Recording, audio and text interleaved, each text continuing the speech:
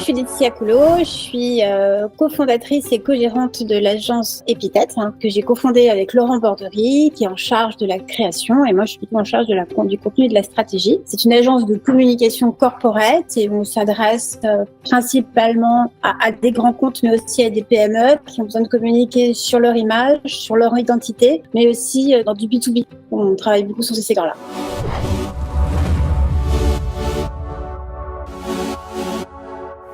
Alors nous, on travaille principalement avec les directions de la communication qui sont plutôt à partir de 200 personnes, et voire on travaille aussi avec des 40, on a cette chance-là.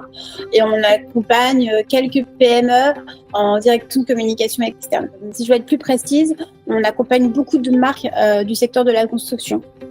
Alors, on a la chance d'avoir pas mal de références dans ce secteur.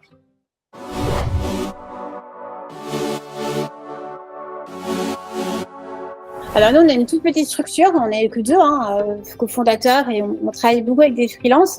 Et c'est pas le développement, c'est pas du tout notre cœur de métier. Toutefois, une entreprise a besoin de se développer pour grandir et pour prospérer. Et on avait besoin de gens vraiment spécialistes pour nous accompagner, surtout de solutions qui ne nous vampirisent pas trop en termes de développement nous, parce que pendant qu'on fait du développement, on ne fait pas notre vrai métier. Donc voilà, et malheureusement, on n'arrive pas à se dédoubler partout. Donc on veut privilégier nos clients, bien évidemment. Conquérir de nouveaux marchés, c'est bien, mais il ne faut pas que ce soit au détriment de nos clients. Donc on a besoin d'être accompagnés et conseillés là-dessus. Et c'est à ce moment-là où je crois que vous aviez contacté Laurent Borderie. On avait fait un entretien, on avait été suivi par la proposition. C'est un principe qui est assez confortable, en fait, pour moi en tout cas, parce que je peux gérer des choses, même la nuit, si nécessaire, quelquefois, en termes de fichiers, par exemple. Je peux travailler en décalé. Voilà, ça n'a pas en termes de temporalité, ça fonctionne assez bien.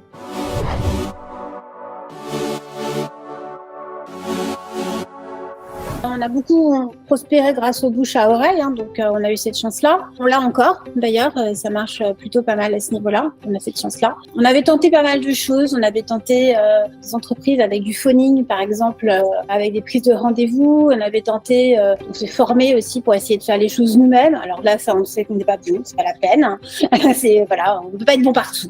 Il faut le savoir et l'accepter. Après, par contre, voilà, avec le phoning, on a eu pas mal de rendez-vous, mais je pense que les cibles n'étaient pas vraiment qualifiées. Là, l'avantage, c'est qu'on a quand même jusqu'ici tous les rendez-vous qu'on a décrochés. Il y a un côté océan bleu, en fait. Donc les gens prennent rendez-vous s'ils en ont envie, donc ils se sentent pas la pression comme quand on est au téléphone.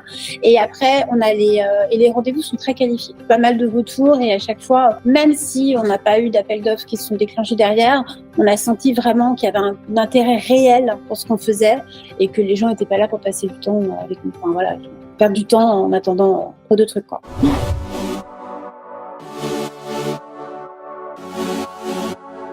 Les bénéfices principaux, c'est qu'effectivement, on a eu toujours des leads qui étaient qualifiés. On a pu mettre en place des recherches par secteur, ce qui nous a permis de voir quelle est l'image de marque qu'on renvoie et de voir sur les secteurs sur lesquels c'est le plus porteur ou pas. On n'était pas forcément spécialisé dans la construction, mais on a bien vu que du coup, c'était l'image de marque qu'on renvoyait sans en être forcément conscient. Donc du coup, c'est vraiment des secteurs qui ont été porteurs, et c'est là-dessus qu'on fonctionne le plus finalement. Après, moi, je prends la peine sur les fichiers que je reçois d'aller voir les profils de chacune des personnes. Sur certaines, je fais des demandes en fait de mise en contact, donc j'augmente les contacts que je peux avoir sur LinkedIn, et ça me permet après de les inviter sur la chaîne de l'entreprise, donc du coup d'entretenir quand même des choses par rapport à ça.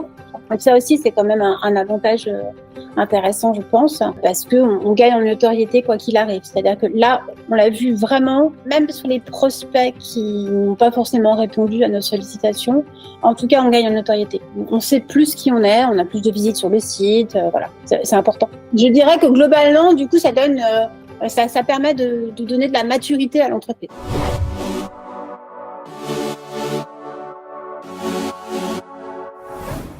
La souplesse, parce que quelque part, en fait, on choisit le modèle de prospect. Vraiment, en fait, on peut dessiner une cartographie des personnalités en fait sur les choses. Donc du coup, on peut changer de fusil d'épaule, même en cours de campagne en fait. Donc ça, c'est plutôt pas mal. Voilà, on peut tester des choses, ça fonctionne, on voit tout de suite, on a des retours relativement rapides quand même. Au bout de 2 semaines, on voit si ça prend ou si ça prend pas. Si ça prend pas, on fait autre chose. On voit tout de suite les vraies mauvaises idées ou les bonnes fausses idées. Enfin, je ne sais pas comment le dire, mais en tout cas, c'est pas mal. Donc il y a des choses sur lesquelles on peut tenter en disant bah tiens, pourquoi pas. On en discute avec Laurie. machine et puis bah oui, effectivement, ça fonctionne.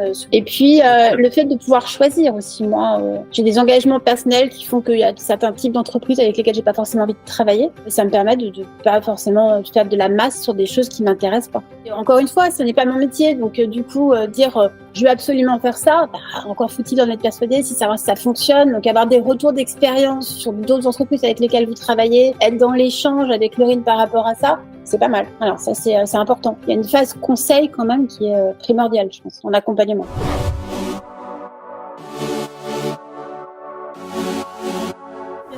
Bien sûr, je recommanderais Lead Active parce que nous, on en est très satisfaits. Ça fonctionne bien. Le partenariat, il a 18 mois maintenant, je pense, à peu près. C'est assez souple, en fait. Il n'y a pas un engagement non plus qui fait qu'on est pieds et poings sur des choses. Donc, voilà, on s'engage 3 mois par 3 mois, ce qui permet pour une petite PME comme nous, si on voit que c'est un peu serré, on peut dire voilà, on arrêtera dans 3 mois. Donc c'est facile en fait. Du coup, en termes de gestion, ce qui est important pour des petites structures, parce que c'est souvent ça qui fait peur en fait. C'est un outil qui est facile à gérer aussi. On se retrouve pas dans un gros système SAP ou je sais pas quoi de CMS qui est compliqué, qui demande d'acheter des choses. Voilà, il y a aucun outil payant, donc ça c'est bien aussi. Plus facilement, nous après réimporter les données si on en a un, mais c'est pas le cas en tout cas. Donc pour des structures légères, moi sincèrement, je pense que c'est une excellente solution.